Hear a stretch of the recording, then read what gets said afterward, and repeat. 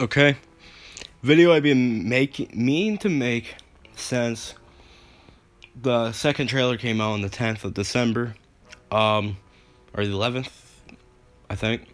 No, it came out on the 10th. I've been meaning to make this video. I haven't made it.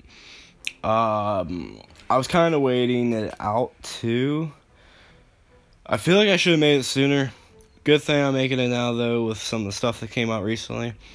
I do want to say before this video begins, because people were triggered, and I have not made a video like this in a while, please, if you do not want any spoilers for Godzilla King of the Monsters 2019, click off this video now. I will be going in the spoiler territory and be using some information from the plot leaks that I believe is true, especially with some more recent information, and some official, like, I guess you could say official movie leaks, because it's leaks from official products for the movie, so it's confirmed from the movie itself in a way, but it's a leak either way, and it's a spoiler. If you don't want to be spoiled, I suggest clicking off this video, because I will be using a huge spoiler from the leaks and from the figures leaks for the basis for my discussion. So if you all are gone now, and the people here that either don't care about spoilers or already know about them, because I am not really going to be going too in depth with the plot leak. The plot leak was just mainly going to be there to support me initially, because that's the only information I had on this. But now I have the figure leak. I will put the figure up on the screen for like a second or so here in a little bit when I talk about it. But lately I've been thinking for a while now, how will Kong and Godzilla fight? You know, we had official artwork come out from the movie recently, and not a lot of words been really on the movie. They're filming it right now, and we kind of been following that, and that's about it. We've been kind of following the filming, and the photos have been released. We've had no information about the movie itself. Nothing's leaked out from it. You know, we don't really know too much about the movie yet, other than the plot synopsis. And the plot synopsis doesn't give anything away to how or why these two will fight. But the main question I see, how is this a fair fight for Kong?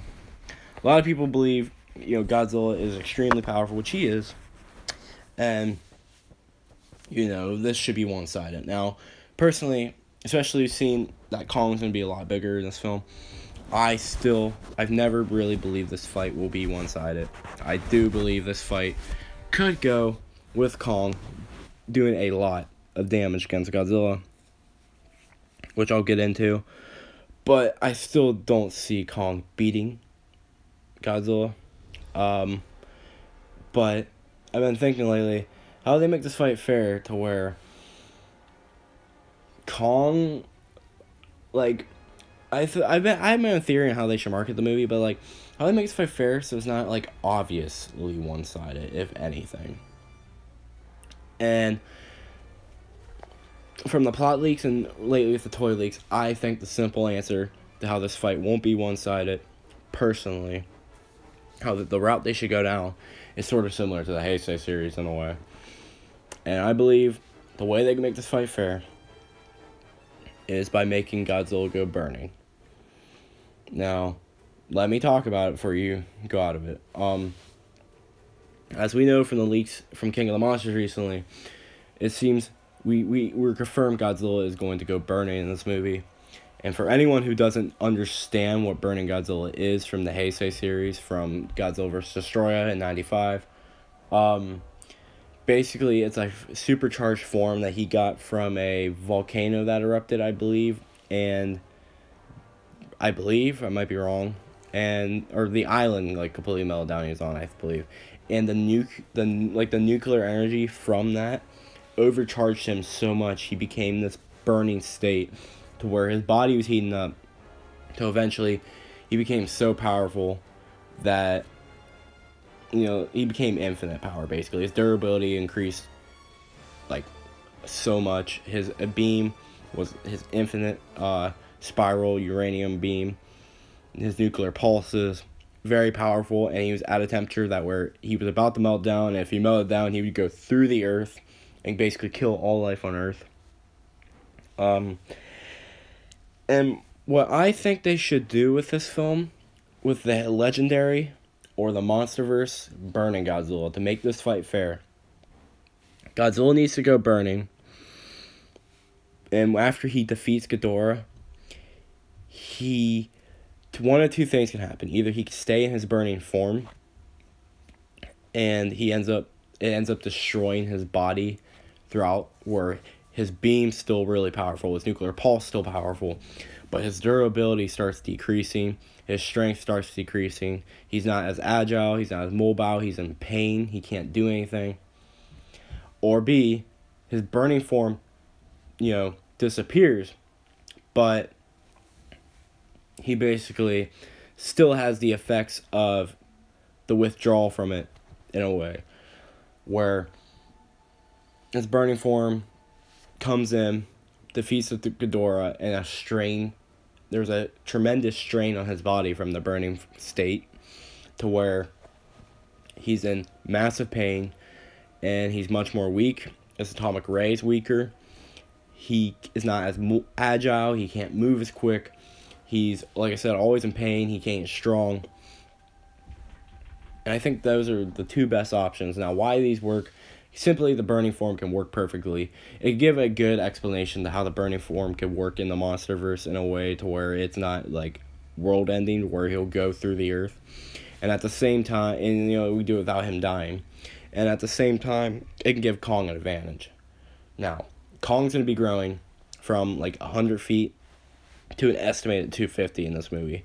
From the artwork we saw, he's hopping in the air and swinging at Godzilla. Now, from what we can tell from the artwork, if I show it up on the screen, I'm sure I will. Godzilla does not go burning. Or Godzilla is not burning in this image. Now, whether that's to avoid spoilers for Godzilla King of the Monsters, or because it was a concept art, or whatever reason, if we go based off the first image kind of concept from the movie, Godzilla is not burning. So clearly he loses his burning state in Godzilla King of the Monsters after he uses it. Then that brings my second theory. I believe the way these two could fight. Now, I'm not giving a reason to why they should fight. I've already tried to have a theory on why they would fight before, but I'm pretty sure that was already debunked by both. Well, the leaks kind of debunked it, but like the whole thing itself, a lot of information came out after I made that video that kind of debunked it. Especially through Michael's interviews and stuff. I'm talking about them fight themselves. How can you make this even? Simple. Make Godzilla the underdog. And this is the same thing. I've been saying this for a while. I think throughout the marketing, Kong and Godzilla, I think Godzilla should be marketed as the underdog in this fight. I think Kong should be the one that's marketed as the one on top, and Godzilla's the underdog. I think that will bring in tickets and people in the seats too, because everyone's expecting Godzilla to have the upper hand. But if you do that, that's really going against what people believe is the obvious. And there you would have that. Now, when it comes to the actual fight, I'm not even talking about the marketing. That's just a whole different topic. For the actual fight itself, I think Godzilla should still be the underdog. I think the way they can do this to where a Godzilla so powerful he can fight a Ghidorah that can literally is a living extinction event, flies and a hurricane follows him, has beams, he's like 550 feet tall, King Ghidorah, but yet Godzilla will more than likely defeat him with the energy boost, of course. How do you make a Kong fight a Godzilla fighting someone so powerful? Because all we see on Skull Island is Kong fighting the Skullcrawlers. And like I said, it's simple. Godzilla wins his fight in King of the Monsters. His burning state is still on him, and it begins to deteriorate his body and destroy it. By the time Kong and Godzilla meet, Godzilla's body is so weakened by the burning state and the amount of energy he consumed, the amount of energy that just put a strain on his body to defeat King Ghidorah, that Kong, still being not an adolescent anymore, not a teenager, but an adult Kong, much bigger, much more powerful, probably a lot more aggressive and more experienced than the Kong we saw on Skull Island. I think this Kong, you're already messing with a much stronger Kong than you were in Skull Island. This would probably be a much more brute one, much bigger, can lift a lot more weight. I could see him throwing Godzilla around, picking Godzilla up and throwing him around. I think what you do from there is you already have Kong much stronger than he was in Skull Island. Now have it where Godzilla's weaker. Kong will already be jumping around, probably using buildings as weapons and hopping around from him to hit Godzilla and get advantage points on him. And he'll probably be taking stuff off buildings, maybe boats, picking boats up and hitting them with it. From there, Godzilla's weakened. His burning state deteriorated his body and put a strain on him. His nuclear... I don't want to spoil that. Or, I don't want to say that. Because, I'm stuttering. His atomic breath will be much weaker. His body won't be as agile because he'll be in pain. He won't be able to move as quick. This can make him more angry and more ferocious, like any person or animal in pain. But he won't be as strong. His body will be much weaker. He'll be more tired. He won't be as agile. And now he's fighting for his life against a much younger, stronger creature at this point, because Kong will be more, and he won't have his artillery and everything, his equipment at his disposal, basically. His atomic breath won't be strong enough to really do much to save him, and he'll be fighting desperately for his life. That's where I think you can really have the fight be fair, is to have the burning state destroy Godzilla's body. Other than that, I don't see any other way to make this fight fair, unless you make Kong overpowered and give him new abilities. I don't think they're going to do that. I think I would rather see this fight be completely raw.